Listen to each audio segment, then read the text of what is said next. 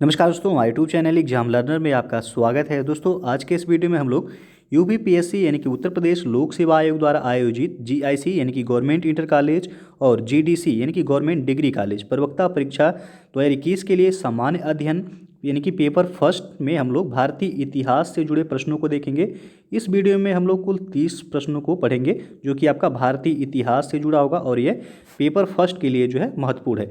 तो वीडियो को like share कर दीजिएगा। चैनल को अभी तक आप सब्सक्राइब नहीं किए हैं तो चैनल को सब्सक्राइब कर लीजिएगा, साथ में बेल आइकन को प्रेस कर लीजिएगा जिससे आने वाले अगले वीडियो का नोटिफिकेशन आपको पहले मिल जाए। और इसका पीडीएफ आपको हमारे टेलीग्राम चैनल पर मिल जाएगा। नीचे डिस्क्रिप्शन में टेलीग्राम का लिंक दे दिया गया, वहाँ से ज्वाइन करके आप पीडीएफ भी डाउनलोड कर सकते हैं। तो चलिए शुरू करते हैं। पहला जो प्रश्न है आपका, भारत में पशुपालन एवं कृषि के प्राचीनतम साक्ष्य प्राप्त हुए हैं कहाँ से? तो 4 विकल्प दिया गया, आपको बताना है इसमें कौन सा ऑप्शन सही होगा। तो यहाँ जो सही हो जाएगा डी ऑप्शन, मेहरगढ़ से। भारतीय उपमहाद्वीप में पशुपालन एवं कृषि का प्रारंभिक स्थल वह मेहरगढ़ को जो है माना जाता है, जो कि आपका 7000 से लेकर के 5500 ईसा पूर्व के मध्य मानव बसाव का यह क्षेत्र था। तो यहाँ डी ऑप्शन सही हो जाएगा। प्राचीनतम कृषि के साक्ष्य कहाँ से प्राप्त हुए हैं? पशुपालन एवं कृषि दोनों, तो मेहरगढ़ से। दोस्तों जो है अकेडमी पर UP triple S C lower foundation batch course ये आपका 19 जनवरी से स्टार्ट हो रहा है और एक कोर्स का ड्यूरेशन जो है पूरे 5 मंथ्स का है। इसमें आपको यूपी ट्रिपल एस सी के टॉप एजुकेटर्स द्वारा पूरे सिलेबस को 5 महीने में जो है कंप्लीट कराया जाएगा। यानी कि 19 जनवरी से आपका स्टार्ट हो रहा है और ये 23 जून को ये बैच आपका खत्म हो जाएगा। तो जो लोग UP triple S C lower foundation batch course से जुड़ना चाहते हैं, आपको डिस्क्रिप्शन में लिंक दे दिया गया है, वहाँ से जाके जो है आप देख सकते हैं। और इसके लिए आपको अनअकैडमी का लर्निंग ऐप सबसे पहले इंस्टॉल करना होगा। उसके बाद लॉगिन करके आप जो है ये सब्सक्रिप्शन ले सकते हैं। और सब्सक्रिप्शन लेते समय आप हमारा रेफरल कोड यूज जरूर कीजिएगा, एग्जाम लर्नर, जिससे आपको जो है 10% का डिस्काउंट जो है मिल जाएगा। डिस्क्रिप्शन में जो है रेफरल कोड भी आपको दे दिया गया है, वहाँ से जो है आप देख सकते हैं। और दूसरा प्रश्न है, निम्नलिखित में से किसको कैल्कोलिथिक युग भी कहा जाता है? तो यहाँ 4 विकल्प दिया गया है, कौन सा सही हो जाएगा आप लोग गेस कीजिए। तो यहाँ जो है सी ऑप्शन से हो जाएगा, ताम्रपाषाण युग। ताम्रपाषाण युग को कैल्कोलिथिक युग भी कहा जाता है और जिन संस्कृतियों में तांबे के औजारों के साथ ही पत्थर के बने हुए उपकरणों का प्रचलन मिलता है उन्हें प्रायः ताम्रपाषाणिक संस्कृतियाँ कहा जाता है। तो यहाँ सी ऑप्शन सही हो जाएगा। तीसरा प्रश्न है, हड़प्पा में मिट्टी के बर्तनों पर सामान्यतः किस रंग का उपयोग हुआ था? तो यहाँ ए विकल्प से हो जाएगा, लाल रंग का। हड़प्पा निवासी मिट्टी के बर्तनों का व्यापक पैमाने पर निर्माण करते थे और प्रारंभिक हड़प्पा सभ्यता में पैर से चालित चाक का प्रयोग किया जाता था और परिपक्व हड़प्पा के दौर में हाथ से चालित चाकों का प्रयोग किया जाने लगा था। डिजाइन के आधार पर इन बर्तनों की 2 श्रेणियाँ होती थीं, एक तो बिना डिजाइन वाले बर्तन तथा दूसरे चित्रित मृदभांड। और मृदभांडों को बनाने वाली मिट्टी में रेत का मिश्रण किया जाता था, जिनको पकाने पर यह हल्के भूरे लाल रंग का रूप ग्रहण कर लेती थी और इन मृदभांडों के ऊपरी हिस्सों में लाल रंग की पुताई कर दी जाती थी तथा निचले हिस्से में काले रंग से विभिन्न प्रकार की चित्रकारी की जाती थी। तो यहाँ वही पूछा गया आपसे कि मिट्टी के बर्तनों पर सामान्यतः किस रंग का उपयोग हुआ था? तो लाल रंग, याद रखिएगा, ए ऑप्शन सही हो जाएगा। और चौथा जो प्रश्न है आपका, सिंधु सभ्यता निम्नलिखित में से किस युग में पड़ता है? तो यह पड़ता है आद्य ऐतिहासिक काल में, डी ऑप्शन से हो जाएगा। ऐतिहासिक काल का निर्धारण जो है पठनीय लेखन कला के ज्ञान के आधार पर किया जाता है और लेखन कला के ज्ञान से पहले का कालखंड वह आपका प्रागैतिहासिक कालखंड कहलाता है। और भारतीय इतिहास में 2500 BC से लेकर के 600 BC का कालखंड जो है वह आद्य ऐतिहासिक काल माना गया है। और सिंधु सभ्यता आद्य ऐतिहासिक काल की सभ्यता है, क्योंकि यहाँ पर लेखन कला का ज्ञान तो है परंतु अभी तक इसे पढ़ा नहीं जा सका है। तो यहाँ जो है डी ऑप्शन से हो जाएगा, आद्य ऐतिहासिक काल। और पांचवा प्रश्न आपका, सिंधु घाटी सभ्यता की सबसे महत्वपूर्ण विशेषता क्या है?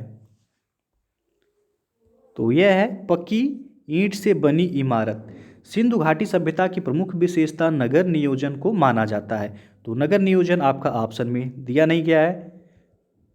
यहाँ नगर और कस्बे जो है एक निश्चित योजना के अनुसार बसाए जाते थे और पक्की ईंट से बनी इमारतों में मोहनजोदड़ो का विशाल स्नानागार व अन्नागार वह प्रमुख है। इनकी सतह पक्की ईंटों की है जिसे जिप्सम तथा मोर्टार द्वारा जोड़ा गया है। तो यहाँ पूछा गया आपसे सिंधु घाटी सभ्यता की महत्वपूर्ण विशेषता, तो नगर नियोजन यदि ऑप्शन में रहता तो सही हो जाता, लेकिन यहाँ दिया गया पक्की ईंट से बनी इमारत, तो ए ऑप्शन सही हो जाएगा। अगला जो प्रश्न है आपका, निम्नलिखित में से कौन सा एक हड़प्पा का बंदरगाह है? तो आप सबको जो है पता होगा, बी ऑप्शन सही हो जाएगा, लोथल। हड़प्पी नगर लोथल या गुजरात के अहमदाबाद जिले में भोगवा नदी के किनारे स्थित है। यहाँ की सर्वाधिक महत्वपूर्ण उपलब्धि हड़प्पा कालीन बंदरगाह है। तो बी ऑप्शन सही हो जाएगा। याद रखिएगा लोथल कहाँ पर है, तो यह गुजरात में है। और अगला जो प्रश्न है, निम्न में से किस हड़प्पा कालीन स्थल से टेराकोटा का हल प्राप्त हुआ है? तो यह प्राप्त हुआ है बनावली से। बी ऑप्शन सही हो जाएगा। हरियाणा के फतेहाबाद जिले में स्थित बनावली से टेराकोटा का हल प्राप्त हुआ है। तो यदि पूछा जाए प्रश्न बनावली यह किस राज्य में है, तो यह हरियाणा में है। और आठवां प्रश्न है आपका, निम्नलिखित में से कौन हड़प्पा और मोहनजोदड़ो के उत्खनन से संबंधित नहीं थे? ध्यान दीजिएगा, पूछा गया नहीं थे। तो यहाँ जो है आपका डी विकल्प सही होगा, B.A. स्मिथ।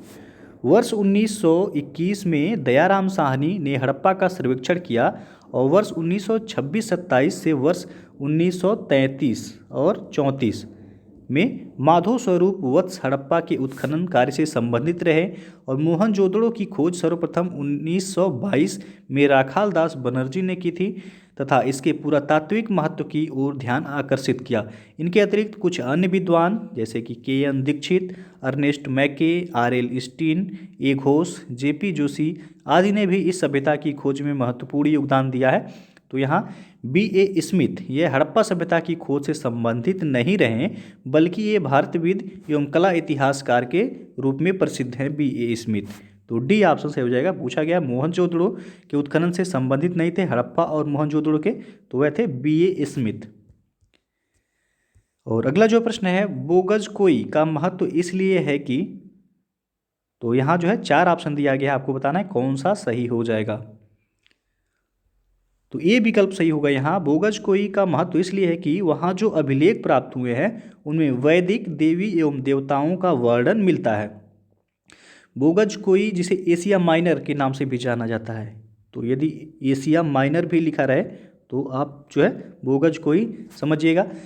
बोगजकोई से जो है 14वीं शताब्दी ईसा पूर्व के कुछ अभिलेख मिले हैं और इस अभिलेख में ऐसे राजाओं का उल्लेख आया है जिनके नाम आर्यों जैसे थे और जो संधियों के साक्ष्यों तथा रक्षा के लिए इंद्र, मित्र, वरुण एवं नासत्य देवताओं का आवाहन करते थे। इससे ज्ञात होता है कि वैदिक आर्य ईरान से होकर ही भारत में आए होंगे।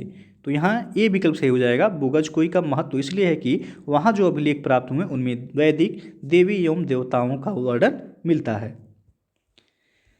और 10वां प्रश्न आपका, प्रसिद्ध 10 राजाओं का युद्ध किस नदी के तट पर लड़ा गया था?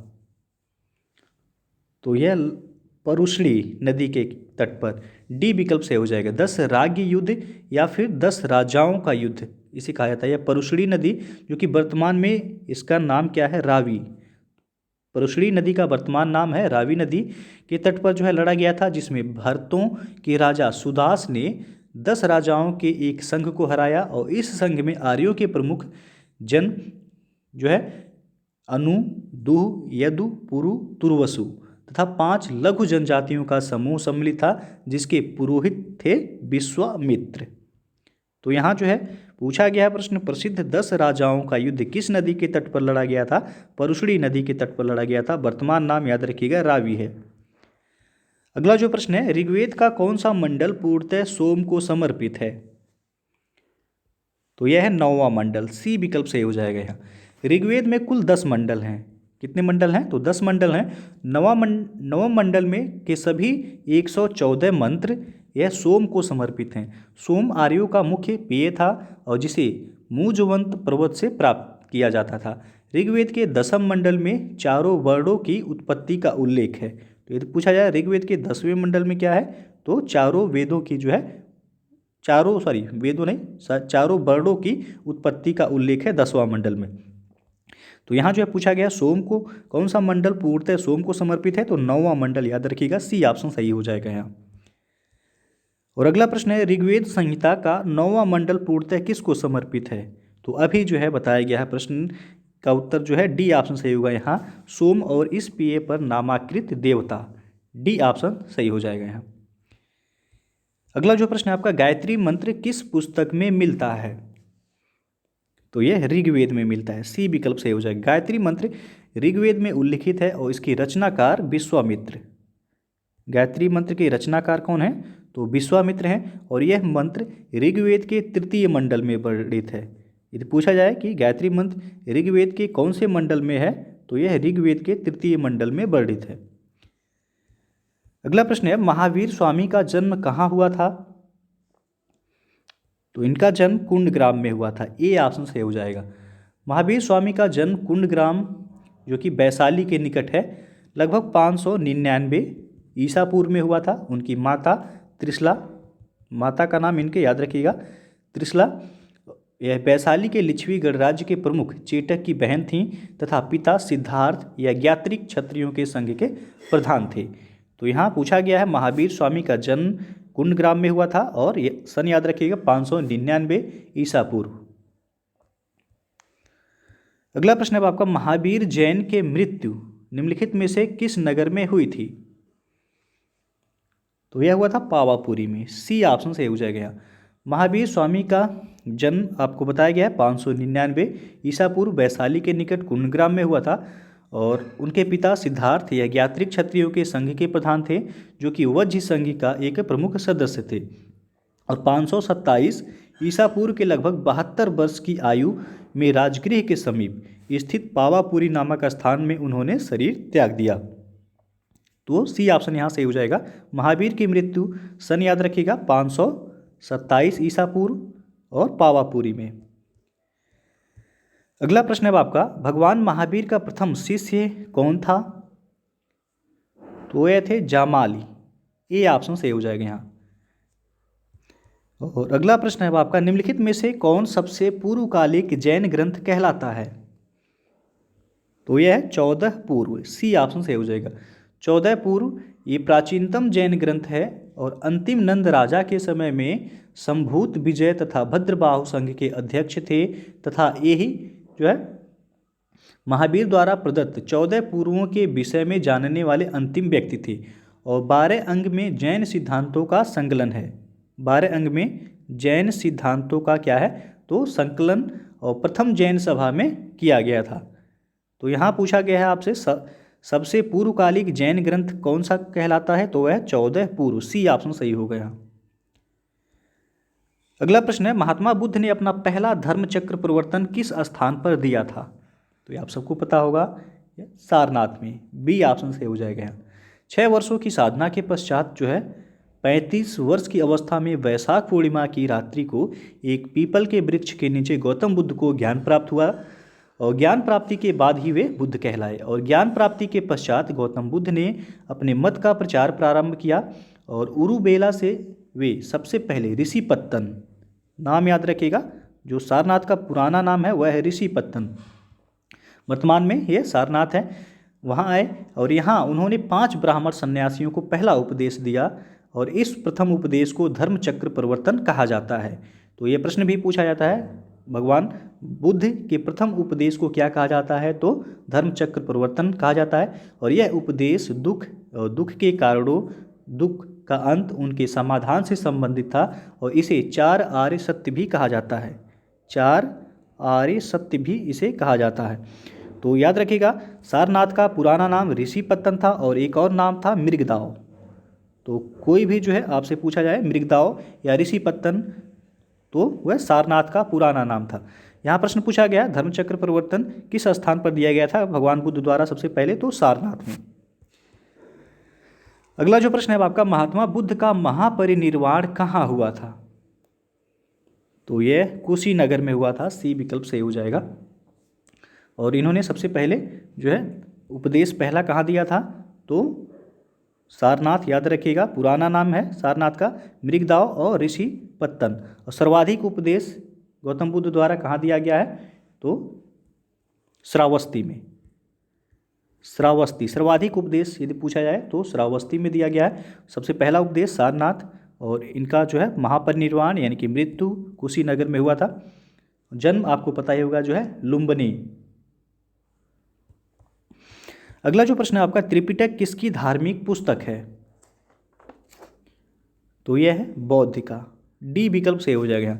त्रिपिटक यह बौद्ध धर्म ग्रंथों में सर्वाधिक महत्वपूर्ण है।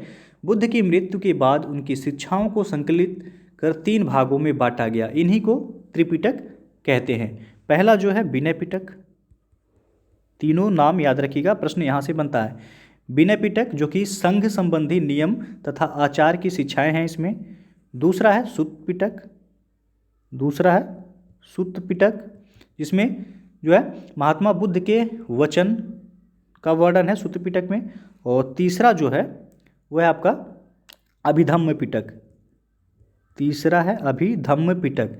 इसमें जो है दार्शनिक सिद्धांत का वर्णन किया गया है, बुद्ध के दार्शनिक सिद्धांत का वर्णन है अभिधम्म पिटक में। तो त्रिपिटक जो है तीनों याद रखिएगा, विनय पिटक, सुत्त पिटक और अभिधम्म पिटक। और किससे संबंधित है? तो यह बौद्ध से संबंधित है। अगला जो प्रश्न है, निम्नलिखित में से कौन सी बात बौद्ध धर्म तथा जैन धर्म में समान नहीं है? तो यह है आत्मदमन, सी विकल्प सही होगा यहाँ। गौतम बुद्ध ने मध्यम मार्ग का उपदेश दिया। वे मोक्ष के लिए कठोर साधना एवं काया क्लेश में विश्वास नहीं करते थे। इसके विपरीत महावीर स्वामी ने मोक्ष प्राप्ति के लिए घोर तपस्या तथा शरीर त्याग को आवश्यक बताया है। तो यहाँ आपका सी विकल्प सही हो जाएगा। पूछा गया है प्रश्न, कौन सी बात बौद्ध धर्म तथा जैन धर्म में समान नहीं है? तो वह है आत्मदमन। और अगला प्रश्न है, बोध गया में बोधि वृक्ष अपने वंश की इस पीढ़ी का है, यानी कि कौन से पीढ़ी का है इसमें बताना है।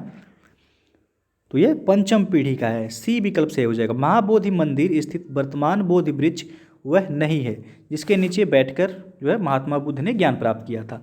ह्वेनसांग के अनुसार जो है उस मूल वृक्ष को 7वीं शताब्दी में सम्राट शशांक किसके द्वारा नष्ट कराया गया था? तो सम्राट शशांक ने जो है नष्ट कर दिया था। इसके बाद इस स्थान पर 2 और वृक्ष जो है रोपित हुए और नष्ट हुए। वर्तमान वृक्ष जिसे हम देख रहे हैं वह 5वीं पीढ़ी का वृक्ष है, जिसे अलेक्जेंडर कनिंघम ने लगवाया था। नाम याद रखिएगा, अलेक्जेंडर कनिंघम के द्वारा जो वर्तमान में वृक्ष है उसे लगवाया गया था। तो यह पंचम पीढ़ी का है। अगला जो प्रश्न है आपका, बराबर की गुफाओं का उपयोग किसने आश्रय गृह के रूप में किया है? महत्वपूर्ण प्रश्न है ये, पूछा जाता है हमेशा ये। तो इसका सही विकल्प हो जाएगा ऑप्शन ए, आजीविकों ने। मौर्य युग में पर्वत गुफाओं को काटकर निवास स्थान बनाने की कला का पूर्ण विकास हुआ और अशोक तथा उसके पौत्र दशरथ के समय में बराबर तथा नागार्जुनी पहाड़ियों को काटकर आजीविकों के लिए आवास बनाए गए थे। अशोक के समय बराबर पहाड़ी की गुफाओं में सुदामा की गुफा तथा कर्ण चौपड़ नामक गुफा वह सर्वप्रसिद्ध है। तो यहाँ पूछा गया है कि बराबर की गुफाओं का उपयोग किसने आश्रय गृह के रूप में किया था? तो आजीविकों ने। ये ऑप्शन यहाँ सही हो जाएगा। और अगला प्रश्न है, आजीवक संप्रदाय के संस्थापक कौन थे? तो यह थे मक्खली गोसाल, सी ऑप्शन सही हो जाएगा यहाँ। मक्खली गोसाल प्रारंभ में महावीर के शिष्य थे, किंतु बाद में मतभेद के चलते इन्होंने महावीर की शिष्यता त्याग कर आजीवक नामक स्वतंत्र संप्रदाय की स्थापना की। इनका मत नियतिवाद कहा जाता है और जिसके अनुसार संसार के प्रत्येक वस्तु भाग्य द्वारा पूर्व नियंत्रित एवं संचालित होती है। तो ध्यान दीजिएगा, सी ऑप्शन से हो जाएगा। आजीवक संप्रदाय के संस्थापक जो थे वह मक्खली गोसाल थे। और अगला क्वेश्चन है, पाटलिपुत्र के संस्थापक कौन थे? तो यह थे उदयन, ये ऑप्शन सही हो जाएगा। पाटलिपुत्र की स्थापना अजातशत्रु के उत्तराधिकारी उदयन ने गंगा और सोन नदी के संगम पर एक किला बनाकर की थी और इसने मगध साम्राज्य की राजधानी राजगृह से पाटलिपुत्र स्थानांतरित की और यह नगर शिशुनाग वंश, नंद वंश और मौर्य वंश की भी राजधानी रही है। तो ध्यान दीजिएगा, पाटलिपुत्र की पूछा जाए पाटलिपुत्र के संस्थापक कौन थे? तो वह उदयन थे। अगला प्रश्न है, किस शासक द्वारा सर्वप्रथम पाटलिपुत्र का राजधानी के रूप में चयन किया गया? तो अभी बताया गया है। सबसे पहले जो है उदयन के द्वारा पाटलिपुत्र को राजधानी के रूप में चयन किया गया था? सी ऑप्शन सही हो जाएगा। हर्यक वंश के शासक थे उदयन या उदयभद्र, दोनों ही एक ही नाम है, उदयन या फिर जो है उदयभद्र। के शासनकाल की जो है सर्वप्रमुख घटना गंगा एवं सोन नदियों के संगम पर पाटलिपुत्र नगर की स्थापना है। उसने राजगृह से इसी नव स्थापित नगर में अपनी राजधानी जो है स्थानांतरित की थी। और अगला क्वेश्चन है, निम्नलिखित में से किस राजा ने पाटलिपुत्र बसाया था? तो ये सेम क्वेश्चन है आपका, उदयन ने बसाया था, यहाँ डी ऑप्शन सही हो जाएगा। अगला प्रश्न है, विश्व का पहला गणतंत्र वैशाली में किसके द्वारा स्थापित किया गया? तो यह लिच्छवी द्वारा किया गया था, डी ऑप्शन सही हो जाएगा। वैशाली के लिच्छवियों ने विश्व का पहला गणतंत्र स्थापित किया था और वैशाली यह बुद्ध काल का सबसे बड़ा तथा शक्तिशाली गणराज्य था। लिच्छवी यह वज्जी संघ के सर्व प्रमुख थे, तो यहाँ डी ऑप्शन सही हो जाएगा आपका। अगला जो प्रश्न है, मगध की प्रारंभिक राजधानी कौन सी थी? तो यह था राजगृह या ग्रीवरज, सी विकल्प सही हो जाएगा। पुराणों के अनुसार मगध पर शासन करने वाला पहला राजवंश जो था वह था बृहद्रथ वंश था और इस वंश के पहले राजा बृहद्रथ का पुत्र जरासंध था, जिसने राजगृह यानी कि ग्रीवज को अपनी राजधानी बनाया। और बौद्ध ग्रंथों के अनुसार मगध का प्रथम प्रतापी शासक बिंबिसार था। यह हर्यक वंश से संबंधित था। इसकी मृत्यु 492 ईसा पूर्व में हुई। इसके पश्चात अजातशत्रु मगध का शासक हुआ और अजातशत्रु के पुत्र उदयन ने अपनी राजधानी राजगृह से पाटलिपुत्र स्थानांतरित की थी। तो प्रश्न भी जो है आप देखेंगे पहले पूछा भी गया है कि पाटलिपुत्र नगर की स्थापना किसके द्वारा किया गया था? तो उदयन के द्वारा किया गया था। उसने ही सबसे पहले राजगृह से पाटलिपुत्र जो है राजधानी स्थानांतरित की थी। तो यहाँ प्रश्न जो पूछा गया है कि मगध की प्रारंभिक राजधानी कौन सी थी, तो वह था राजगृह या ग्रीवरज। और अंतिम प्रश्न है, अजातशत्रु के वंश का क्या नाम था? तो यह था हर्यक वंश, बी ऑप्शन से हो जाएगा। मगध का शासक अजातशत्रु यह 492 से लेकर के 460 ईसा पूर्व तक अपने पिता एवं जो है हर्यक वंश के संस्थापक बिंबिसार की हत्या कर राजगद्दी पर बैठा था। इसकी हत्या भी इसके पुत्र उदयन जो कि कौशाम्बी के वत्स राजा उदयन से भिन्न जो है था उसने की थी। तो यहाँ जो है प्रश्न पूछा गया अजातशत्रु वंश के वंश का क्या नाम था? तो हर्यक वंश था और इसका शासनकाल जो था 492 से लेकर के 460 ईसा पूर्व। तो ये हो गया जो है आज का जो है कुल 30 प्रश्न जो कि आपके GIC और GDC दोनों पेपर के लिए जो है सामान्य अध्ययन के लिए इम्पॉर्टेंट है। तो वीडियो यदि पसंद आया हो तो लाइक शेयर कर दीजिएगा। चैनल को सब्सक्राइब नहीं किए हैं तो चैनल को सब्सक्राइब कर लीजिएगा। साथ में बेल आइकन को जरूर प्रेस कर लीजिएगा जिससे आने वाले अगले वीडियो का नोटिफिकेशन आपको पहले मिल जाए। और इसका PDF आपको हमारे टेलीग्राम चैनल पर मिल जाएगा। नीचे डिस्क्रिप्शन में टेलीग्राम का लिंक दे दिया गया, या फिर आप टेलीग्राम पर जाके एग्जाम लर्नर लिख करके सर्च भी कर सकते हैं, EXAMLEAR वहाँ से आप ज्वाइन करके PDF आसानी से डाउनलोड कर सकते हैं। तो वीडियो को पूरा देखने के लिए बहुत बहुत धन्यवाद। दोस्तों यदि आप उत्तर प्रदेश के किसी भी एग्जाम की तैयारी करना चाहते हैं तो आप अनअकैडमी प्लस सब्सक्रिप्शन लेकर के जो है आप अपनी तैयारी को बेहतर तरीके से कर सकते हैं। इसके लिए आपको अनअकैडमी का लर्निंग ऐप सबसे पहले इंस्टॉल करना होगा। आपको जो है यहाँ पर अपने पसंद के टीचर्स के द्वारा जो है पढ़ने का अवसर मिलेगा और सभी जो है क्लासेस के बाद आपको नोट्स प्रोवाइड कराए जाते हैं। डाउट सेशन क्लास जो है आपको दिया जाता है और उत्तर प्रदेश के एग्ज़ाम के रिगार्डिंग जो है कोर्सेज अवेलेबल जो हैं आपके प्लस सब्सक्रिप्शन पर आप देख सकते हैं यहाँ कि UP-SSC का लोअर फाउंडेशन बैच कोर्स ये आपका 19 जनवरी से स्टार्ट हो रहा है। तो जो लोग इस बैच से जुड़ना चाहते हैं आप जुड़ सकते हैं। UP-PCS बैच है, UP लेखपाल, UPSI बैच है और RO का बैच कोर्स जो है अवेलेबल है। और उत्तर प्रदेश के जो है TGT, PGT और BEO एग्ज़ाम जैसे कोर्सेज भी जो है जल्द ही अवेलेबल कराए जाएंगे। और UP-SSC का लोअर फाउंडेशन बैच कोर्स 2021 जो है आप देख सकते हैं ये 19 जनवरी से स्टार्ट हो रहा है। तो जो लोग जो है ज्वाइन करना चाहते हैं ये पूरे 5 मंथ का जो है कंप्लीट कोर्सेस है, प्री और मेंस दोनों जो है इसमें कंप्लीट कराया जाएगा। इसमें आप देख सकते हैं गाइडेंस फ्रॉम टॉप एजुकेटर्स द्वारा, उसके बाद रिवीजन और PDF नोट है, लाइव डाउट क्लियरिंग क्लासेस हैं। लैंग्वेज जो है आपका ये हिंदी मीडियम में होगा और वीकली जो है क्यूज और प्रैक्टिस जो है इसमें कराए जाएंगे। तो आपको जो है यूपी SSSC और यूपी PSC की टॉप एजुकेटर्स द्वारा आप देख सकते हैं यहाँ पे आपको पूरे सिलेबस को जो है पढ़ाया जाएगा। और आप यदि अनअकैडमी का प्लस सब्सक्रिप्शन का जो है सब्सक्रिप्शन लेते हैं प्लस का, तो एक मंथ का आपको 1400 रुपये उसका एक्चुअल प्राइस है। लेकिन यदि आप जो है हमारा रेफरल कोड यूज करेंगे यहाँ पर एग्जाम लर्नर EXAMLEARNER, यदि ये रेफरल कोड आप हमारा यूज करते हैं तो आपको 10% का जो है डिस्काउंट मिल जाएगा। यानी कि एक महीने का सब्सक्रिप्शन आप लेते हैं तो एक्चुअल प्राइस उसका 1400 है, और यदि रेफरल कोड यूज करेंगे हमारा एग्जाम लर्नर तो आपको 1260 रुपये देने पड़ेंगे। 3 मंथ का सब्सक्रिप्शन लेते हैं तो 3500 एक्चुअल प्राइस है, और रेफरल कोड के साथ जो है आपको 3150 पड़ेगा। 6 मंथ का सब्सक्रिप्शन 5600 रुपये है, और रेफरल कोड यदि आप यूज करते हैं तो 5040 रुपये पड़ेंगे। 12 मंथ का जो है कोर्स का एक्चुअल प्राइस 7000 है, रेफरल कोड यूज करते हैं तो 6300 रुपये पड़ेगा। यदि आप 24 मंथ यानी कि 2 साल का सब्सक्रिप्शन लेते हैं तो 8400 रुपये एक्चुअल प्राइस फीस है। लेकिन यदि आप रेफरल कोड हमारे यूज करते हैं तो 7560 रुपये आपको देने होंगे। तो रेफरल कोड आप लोग सब्सक्रिप्शन लेते समय यूज जरूर कीजिएगा, 10% का जो है आपको डिस्काउंट मिल जाएगा। तो दोस्तों जो है सब्सक्रिप्शन लेने के लिए आप सबसे पहले अनअकैडमी का लर्निंग ऐप इंस्टॉल कर लीजिएगा। उसके बाद जो है आप सब्सक्रिप्शन अपना लॉगिन करके जो है आप आसानी से ले सकते हैं।